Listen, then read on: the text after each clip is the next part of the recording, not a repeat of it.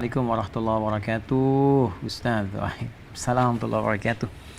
Afwan, izin bertanya. Baik, silahkan. Suami pernah berjanji untuk tidak melakukan satu hal pada istrinya dengan ucapan apabila terjadi lagi hal yang sama di kemudian hari, jatuh talak 3 saya untuk kamu. Waduh, itu kalau di apa drama-drama langsung ada kilatnya, boom, gitu ya. Semoga Allah memberikan kemudahan pada kita semua. Dan qadar Allah, terulang kembali perbuatan suami yang sama, apakah jatuh talak 3 pada istri?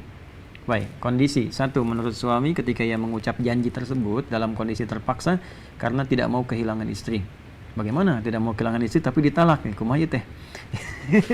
2, belum pernah ada kata talak 1 atau 2 sebelumnya. Baik, objektifnya bahwa teman kita bertanya, suami menyampaikan satu janji kalau terjadi satu peristiwa maka talak 3 jatuh kepada istrinya. Kemudian terjadilah peristiwa itu, apakah otomatis kemudian talak 3-nya kemudian jatuh dalam kondisi suami pun menyampaikan itu dalam keadaan sangat terpaksa, bukan dari kesadaran yang sepenuhnya dan belum ada talak 1 atau 2 sebelumnya.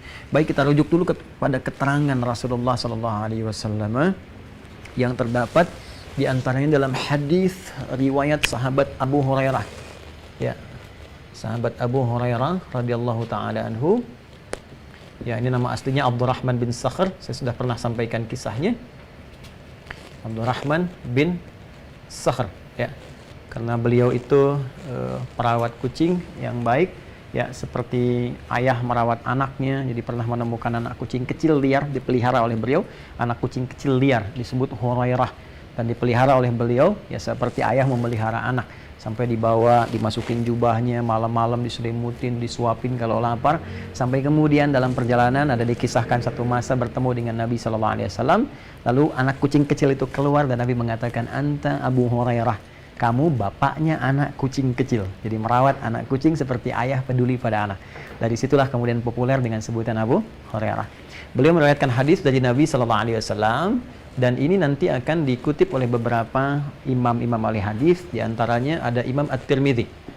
Ya, Imam At-Tirmidzi ini nama aslinya Muhammad, tumbuh berkembang di Tirmidz, dikenal dengan At-Tirmidzi. Dan di kitab beliau Sunan At-Tirmidzi, beliau menyampaikan riwayat ini nomor hadis 1184. Ya, nanti bisa dicek. Thalathun, langsung saja. Qala Rasulullah sallallahu alaihi wasallam. Saya izin bergeser sedikit untuk memudahkan penulisan. Ya, thalathun, ya, jidduhunna jiddun. Ini sangat populer sekali ya di sini.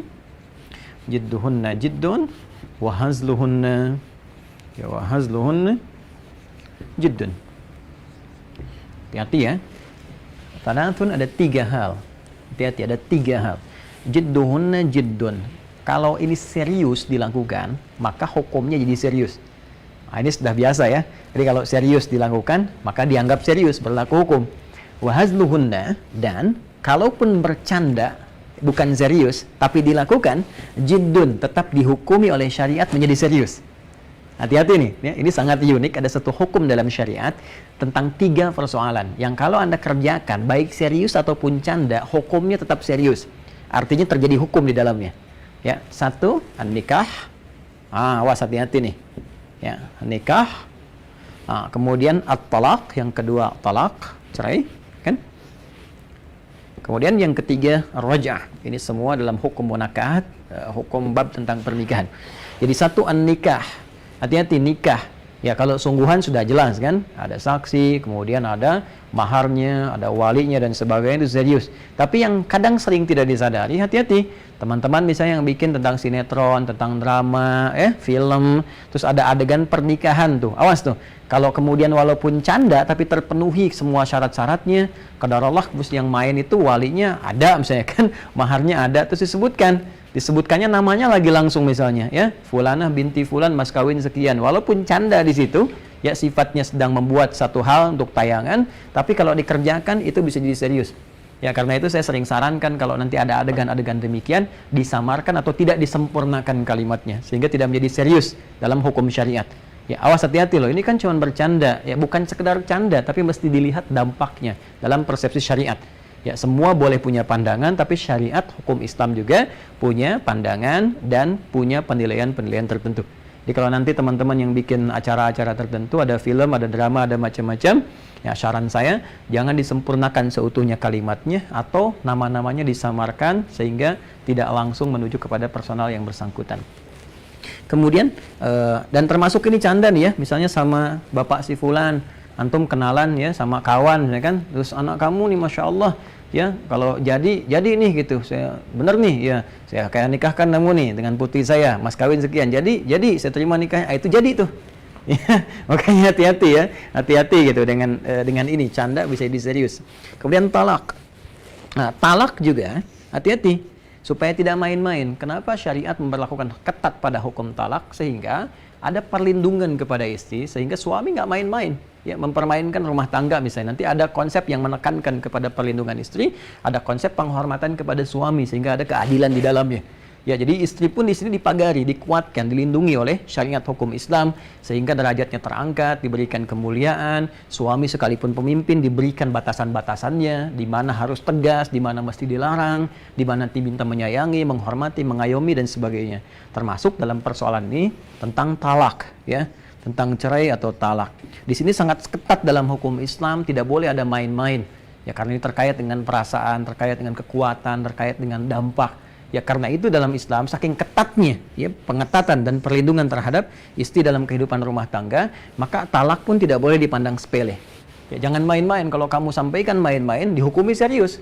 Ya hukum yang diterapkan dengan keseriusan itu untuk membuat sebuah ketegasan sehingga suami tidak mempermainkan keadaan itu untuk sengaja berbuat talak. Ya, dan di antara turunan ini pun Islam memberikan hukum yang ketat. Dilihat dulu apakah orang itu serius dalam mengucapkan dengan kesadaran sepenuhnya. Kan? Walaupun nanti diikat di sini dengan hukum canda, seriusnya diikat dengan sadar, ya, sadar misalnya, sehingga nanti ada perdebatan antara para ulama, kalaupun canda tapi sadar, jadi. Tapi kalau misalnya di luar kesadaran, ya, sedang kondisi tertentu, atau misalnya mohon maaf nih sedang mimpi, tiba-tiba saya talak kamu gitu kan, nah ini tentunya tidak masuk dalam kategori hukum karena di luar kadar kesadaran.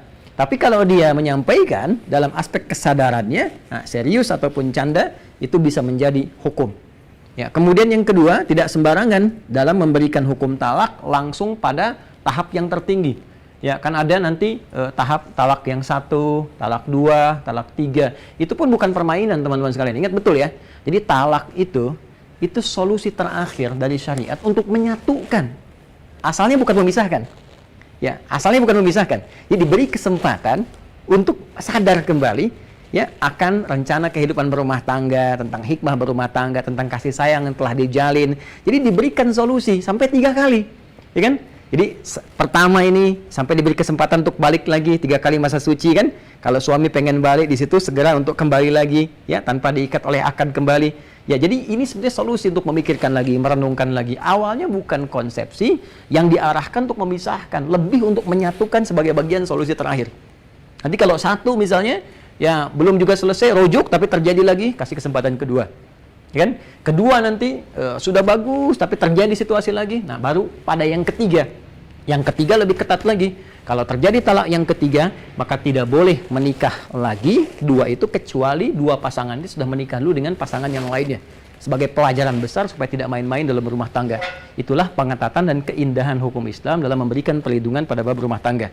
Ya karena itu, bagi seseorang yang langsung mengucapkan pada istrinya, saya talak kamu 3 kali langsung. Bahkan saking kesalnya ada yang mengatakan, saya talak kamu 3 gunung sekaligus. Saya talak kamu 1000 kali. Nah itu dianggap oleh para ulama tidak berlaku langsung talak 3, tapi baru dianggap sebagai talak yang pertama saja. Syaratnya tadi, jika dilakukan ada unsur kesadaran, walaupun di situ sadar di sini misalnya dalam keadaan dia sedang, mohon maaf ya, apakah misalnya ada candakah di situ, atau misalnya dalam suasana marahkah, kenapa Anda tidak bisa mengontrol suasana itu? Yang penting Anda sadar dalam mengucapkan itu. Ya, sadar terjaga maksudnya. Jadi kalau ada tadi ucapan dalam kasus demikian, maka dalam syariat dihukumi bahwa talaknya jatuh talak 1. Ya. Dan tadi Masya Allah di situ saya dapat kalimat yang menggembirakan, dalam arti ada kasih sayang gitu kan. Walaupun ini kontradiktif, sayang kok nalak gitu kan. Nah kenapa tidak memberi pelajaran yang lain, tidak harus dengan mengeluarkan kata-kata itu. Kan bisa misalnya, Mama kalau sekali lagi begitu ya, uang belanja Papa kurangin, kan bisa begitu. Ya. Atau Mama nanti uang belanjanya Papa tahan selama sebulan. Nanti yang belanja siapa? Papa, misal gitu ya. Nanti bisa dengan cari demikian. Jadi tidak harus kemudian Anda langsung keluar kata-kata yang justru mencederai kehidupan rumah tangga. Jadi kontraproduktif. Satu sisi Anda mencintai pasangan Anda, tapi sisi lain Anda mengeluarkan kalimat yang bisa memisahkan Anda berdua. Ya, karena itu akan lebih baik kalau Anda kembali ke solusi Al-Quran. Di surah keempat, An-Nisa, di ayat 34 sampai 35. Ya, di mushaf standar paling kiri, sebelah atas sampai ke tengah. Ya, jadi jelas Allah menyampaikan pertama hak laki-laki, kemudian hak perempuan seperti apa. Setelah itu kalau ada kejadian-kejadian begini persoalannya. Ar-rijalu qawwamuna 'alan nisa bima faddalallahu ba'dahum 'ala ba'din wa bima anfaqu min amwalihim. Ya Allah memberikan kedudukan pada laki-laki jadi pemimpin, pengayom di rumah tangganya, pelindung, ya, dan diberi bekal oleh Allah. Ini loh bekal untuk bisa kekuatan mencari nafkah. Sehingga dengan itu disetting, ya, diset oleh Allah di rumah tangganya, laki-laki punya wibawa, punya keberanian, punya mengarahkan dan sebagainya. Nanti istri punya potensi yang lain. Ya, fasalihatu qanitatun hafizatu lil ghaibi bima hafizallah. Nah, kemudian setelah itu apa yang terjadi? Kalau khawatir terjadi persoalan-persoalan, kata Allah, buruknya komunikasi, ada persoalan-persoalan yang nggak nyaman, maka setelah itu coba saling merenungkan dulu. Fa'idhuhunna, saling curhat. Jadi bukan curhat pada orang lain, apalagi curhat di media sosial. Nggak nyangka ya, tuh, nyangka kan? Nah, akhirnya muncullah kemudian Anda bikin statusnya di Chicago, ya komen di Chicago kan bisa muncul gitu. Jadi hal-hal demikian lebih baik curhat bersama aja, diskusi bareng-bareng, ngobrol. Bahkan di ayat ke-35 ya jelas disampaikan fa in khiftum shiqaqa bainihima fab'athu hakaman min ahli wa hakaman min ahliha. Ya kalau nggak bisa menyelesaikan sendiri ya undang yang menurut Anda bisa dipercaya dari pihak ketiga. Ya paling minimal keluarga dari istri siapa, keluarga dari suami siapa, dudukan persoalannya. Ya, kalau nggak bisa duduk ya sambil rebahan gitu kan, dan seterusnya. Jadi saya ingin katakan bahwa solusi di Al-Quran itu sangat indah. Tidak harus Anda mengeluarkan sesuatu karena emosi. Ya, dan yang terakhir adalah roja'ah. Persoalan untuk rujuk. Jadi rujuk itu juga ada persoalan disampaikan, saya pengen rujuk ya. Kita ketemu lagi misalnya malam ini kita ketemu bareng-bareng, bisa nyaman lagi, gabung lagi, itu sudah dianggap rujuk. Jadi saya kira yang pertama yang jadi pelajaran ya untuk saudari kita dan keluarganya. Pertama berbahagia bahwa Masya Allah masih menghunjam rasa cinta dalam jiwa suaminya. Mudah-mudahan dijaga oleh Allah Subhanahu Wa Taala, diberkahi kehidupan rumah tangganya dan tidak bermain-main untuk mengeluarkan kata-kata yang berdampak serius. Yang kedua ini jadi wahana untuk introspeksi, disadari bahwa tidak ada yang sempurna. Ya, istri pasti ada kekurangan, suami juga demikian. Jadi semua saling mengoreksi. Kalau ada kekurangan, tandanya Anda manusia. Ya, karena cuma malaikat makhluk yang diciptakan oleh Allah sempurna dalam konteks tidak ada berbuat maksiat. La ya'sunallaha ma amarahum wa yaf'aluna ma yu'marun. Malaikat tidak punya bakat untuk melanggar ketentuan Allah dan selalu mengerjakan sesuai dengan tupoksinya. Jadi malaikat tak pernah maksiat. Nggak pernah dengar kan malaikat Jibril korupsi ayat misalnya, kan nggak ada. Atau malaikat maut salah cabut nyawa, kan nggak mungkin gitu ya. Jadi malaikat yang sempurna. Jadi kalau misalnya suami pengen yang sempurna, ya nikah sana sama malaikat Jibril, malaikat maut, kan nggak mungkin. Karena malaikat itu sempurna, tapi sifatnya tidak ada nafsu, ya, dan tidak seperti kita. Maka kalau manusia berbuat salah, ini menunjukkan kemanusiaannya. Karena itu dia disebut insan, disebutkan 65 kali dalam Al-Quran. Salah satunya terambil dari kata nisyan, yang artinya lupa. Nisyan itu lupa, dari kata nasya. Saya lupa, nasitu. Saya salah, nasitu. Ya, kami lupa, itu nasina. Ya, kami lupa, nasina. Nah, lupa kadang-kadang itu bisa mengarahkan pada salah. Ya, salah itu akhto'a. Saya salah, akhto'tu. Ya, kami salah, kita salah, akhtana. Baik, jadi kalau kita sering berdoa di Al-Baqarah ayat 286, Rabbana la tu'akhidna in nasina au akhtana. Ya Allah, mohon jangan hukum kami kalau kami lupa, dan dengan lupa itu menyebabkan salah. Ya, orang kan tahu kalau korupsi itu salah kan, cuman saat korupsi lupa gitu. Ya kan? Orang kan tahu mencela itu salah, cuman saat mencela lupa. Dan lupanya kalau dipelihara itu menyalahkan atau mengarahkan kepada kesalahan yang sifatnya lebih berbahaya. Saya kira itu untuk yang pertama bagi saudari kita. Semoga Allah senantiasa menjaga kehidupan rumah tangganya, menyatukan dalam kebaikan dan mengumpulkan kembali sampai kembali kepada Allah Subhanahu wa taala dalam kebahagiaan terbaik insyaallah. Amin. Dan tidak cukup dengan amin ya, amalkan dulu dan insyaallah ada di situ bimbingan-bimbingan yang baik. Allah taala alam bissawab.